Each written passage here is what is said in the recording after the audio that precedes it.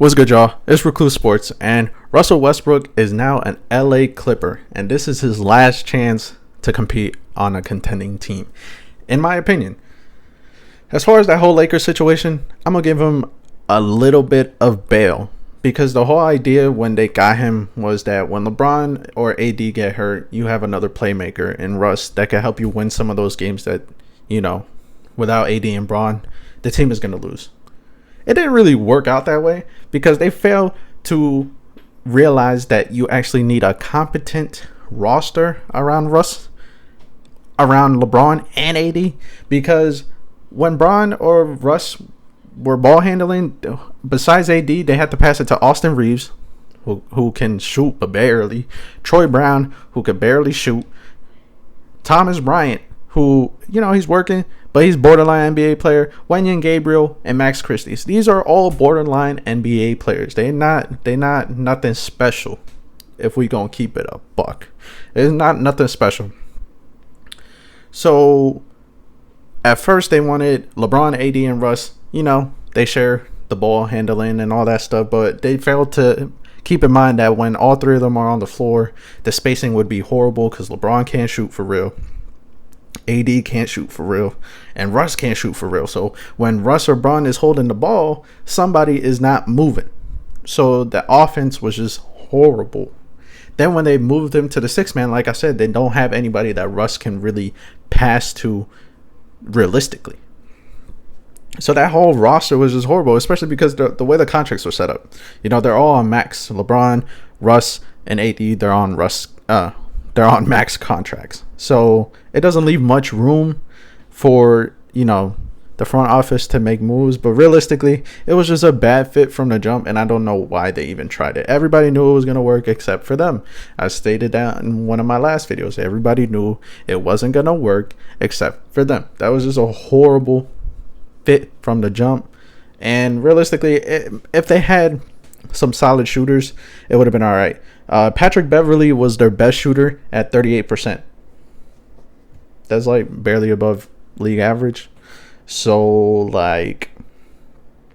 it just, they don't have shooters. So I'm gonna shoot him some bail for that whole Lakers situation. But then again, his whole attitude was just not it. Like he was pouting, he was doing all of this, talking about I wish I could help y'all. If I was on the floor, we would win. Yada yada yada. But Russ, he's not free of blame. But I'm gonna shoot him a little bit of bail. But now he's with the Clippers. And the Clippers have a solid roster. Everybody's on solid contracts. Everybody could shoot. Basically, if any of the players on the Clippers were on any other team, people would love them. They're a great roster. So when Kawhi and PG play, they're amazing. They're both all-stars. The reason Kawhi wasn't in it is because he doesn't play, essentially. But now Russ is on a vet minimum with them. So for the Clippers' sake, is a low risk, high reward, because if Russ is not playing well, they could just sit him. Because guess what? He's only making like $700,000, $800,000. They could sit him. They don't really care. So for Russ's sake, this is the last contending team I believe he will ever be on if he doesn't make it work. Because right now this is not the Lakers roster. Yeah, Nicholas Batum, who can stretch the floor. He's a big who can stretch the floor. You have Robert Covington, who can shoot. You have Norman Powell, who can shoot. You have Eric Gordon, who can shoot. And you have Marcus Morris, who can also shoot. These are all shooters. So let's say they try to make him, obviously he's going to start because that's the reason he had an attitude with the Lakers. But let's say he runs that six-man-esque role here. He doesn't really have an excuse because he's actually going to be surrounded by NBA players. NBA players. He's going to be surrounded by solid NBA players. So I think it could work if they have him playing the six-man role here. But then again, also starting, I don't think it's going to be that bad because Kawhi and PG will, they'll stretch the floor. They're able to stretch the floor. So Russ can still play him. It's definitely a better fit, but it's really just going to be up to Russ because, you get Russ, you get his energy. You'll get a solid 16 to 18 points no matter what. You're going to get that. Then he's going to get his assists and he's going to get his boards. The turnovers is what's going to be the problem. So he needs to realize that this is going to be Kawhi and Paul George's team first. So he's going to have to defer. I felt like with the Lakers, he was like, no, I'm part of the big three. Like I'm just as important as LeBron and AD, which was obviously never the case. But he felt like that was the situation. I feel like he's a little bit cooler with Paul George. So he'll, considering that Paul George and him are cool with each other, I think it'll be able to flow a little bit better. I felt like the whole Lakers situation was just contentious the whole time. But he needs to still realize that it's Kawhi and Paul George's team. And the only hesitancy I have of saying that it's gonna work is that if I feel like Russ with big threes just doesn't work. Like anytime he's had a solid season, he's had one co-star. So with KD, it worked because it was just them two. Obviously, they had Harden, but he went to Houston.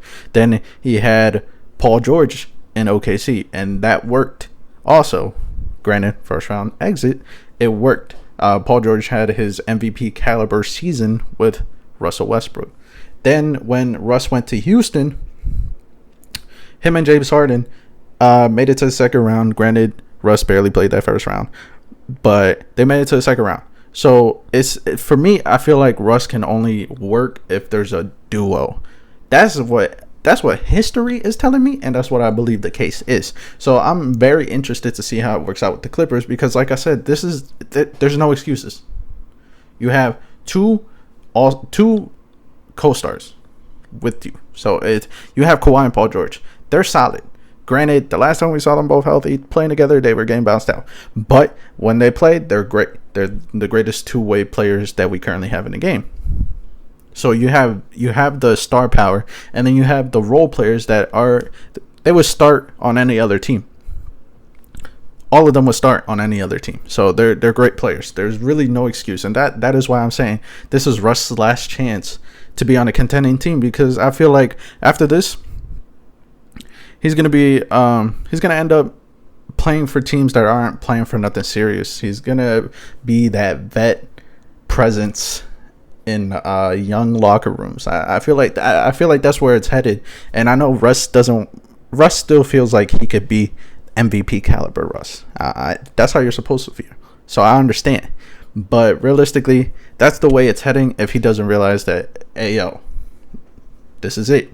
You got to make it work. It didn't work with LeBron and AD, but now you got Kawhi and Paul George, who are different players from them.